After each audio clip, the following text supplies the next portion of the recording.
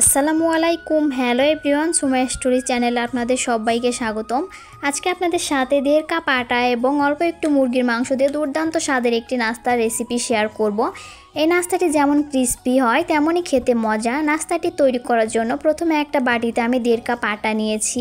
এরপর এখানে দিয়ে দিব হাফ চামচ লবণ এবং 1 চামচ সয়াবিন তেল। এখন আটার সাথে সব কিছু ভালোভাবে মিশিয়ে নিব। আপনারা চাইলে ময়দা দিয়েও এই নাস্তাটি তৈরি করে নিতে পারেন। সব কিছু ভালোভাবে মিশিয়ে নিয়েছি। এখন অল্প অল্প করে ঠান্ডা পানি দিয়ে মসৃণ একটা ডো তৈরি করে নেব। ডোটা আমি তৈরি করে নিয়েছি। এখন এই ডোটা আমি ঢেকে রেখে দিব। এখন আমি নাস্তার জন্য পুর তৈরি করে নেব। প্রথমে একটা প্যানে 1 চামচের মতো সয়াবিন তেল দিয়েছি। এরপর দিয়ে দিব হাফ চামচ আদা এবং রসুন বাটা। তেলের সাথে আদা এবং রসুন বাটাটা ভেজে নিয়ে এরপর দিয়েছি পেঁয়াজ কুচি এবং কাঁচামরিচ কুচি। পেঁয়াজ কাঁচামরিচটা 1 মিনিট ভেজে নিয়ে এরপর এখানে দিয়ে দিব চিকেনটা আমি আগেই পানি দিয়ে সিদ্ধ করে এইভাবে ছাড়িয়ে নিয়েছি। এখন চিকেনটা দিয়ে 1 মিনিট ভেজে নিব। এরপর এখানে দিয়ে দিব হাফ চামচ গোলমরিচের গুঁড়া, দিয়ে দিব লাল মরিচের গুঁড়া, এরপর দিব স্বাদ মতো লবণ এবং দিয়ে দিব সয়া সস। এখন সব কিছু নেড়ে চেড়ে ভেজে নিব। চিকেনটা চুলা থেকে নামানোর আগে এখানে আমি দিয়ে দিব টমেটো সস। একটু বেশি করে টমেটো সস দিয়েছি। এখন নেড়ে চেড়ে আবারও ভেজে নিব। টমেটো সস দিলে এই চিকেনের পুরটা খেতে বেশি মজা লাগে।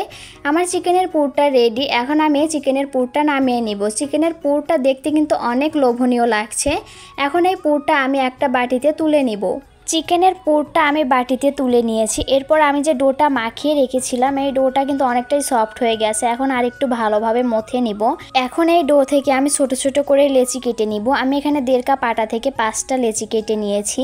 এখন একটা লেচি নিয়ে এভাবে করে আটা ছিটিয়ে দিয়ে পাতলা করে একটা রুটি বেলে নিব।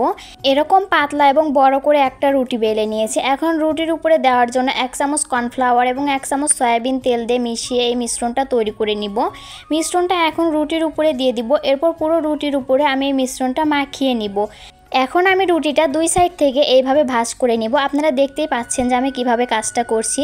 এখন ভাঁজ করে নেওয়া রুটির উপরে আবারও কর্নফ্লাওয়ার এবং তেলের মিশ্রণ দিয়ে মাখিয়ে নিব। এরপর রুটিটা এভাবে ভাঁজ করে দিয়ে এভাবে পরোটার শেপ দিয়ে নিব। এখন আমি এই রুটিটা আবারও বেলে নিব। এরকম লম্বা করে আমি বেলে নিয়েছি। এখন এই রুটিটা আবার মাঝ বরাবর কেটে 2 ভাগ করে নিব। এখন এইভাবে করে সমান করে বসিয়ে দিব। এরপর মাঝখানে দিয়ে দিব আগে থেকে তৈরি করে রাখা চিকেনের পুর। এখন চিকেনের পুরটা দিয়ে এই সাইড দিয়ে এভাবে করে পানি লাগিয়ে দিব যেন রুটিটা খুলে না যায়। এখন এইভাবে করে ভাঁজ করে দিলেই হয়ে যাবে। আপনারা দেখতেই পাচ্ছেন, দেখে নিশ্চয়ই বুঝতে পারছেন যে আমি কিভাবে তৈরি করে নিয়েছি। আমার একটা নাস্তা তৈরি করা হয়ে গেল। একইভাবে আমি আরও একটা নাস্তা তৈরি করে দেখাচ্ছি। প্রথমে একটা রুটি বেলে নিয়ে উপর দিয়ে কর্নফ্লাওয়ার এবং তেলের মিশ্রণ মাখিয়ে নিয়েছি। এরপর আবারও ভাঁজ করে দিয়ে কর্নফ্লাওয়ার তেলের মিশ্রণ দিয়ে মাখিয়ে এভাবে করে ভাঁজ করে নিয়েছি। এখন এই রুটিটা আমি পাতলা করে বেলে নিয়েছি। এখন মাঝ বরাবর কেটে নিব। এরপর রুটিটা এভাবে করে বসিয়ে দিয়ে উপরে চিকেনের পুর দিয়ে দিব। এখন সব সাইডে পানি লাগিয়ে এভাবে করে ভাঁজ করে নিলেই হয়ে যাবে।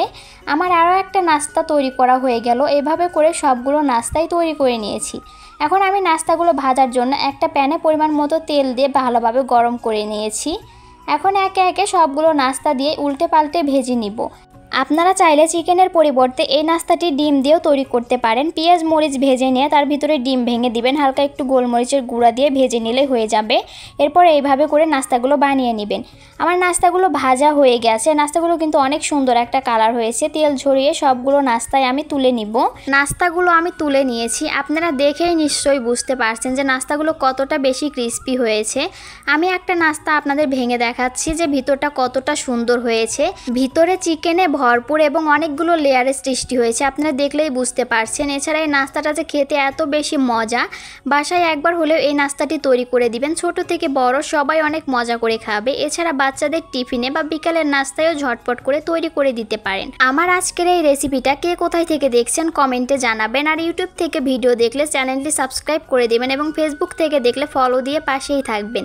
আজকের মতো এখানেই বিদায় নিচ্ছি। ভালো থাকবেন সবাই। আল্লাহ হাফেজ।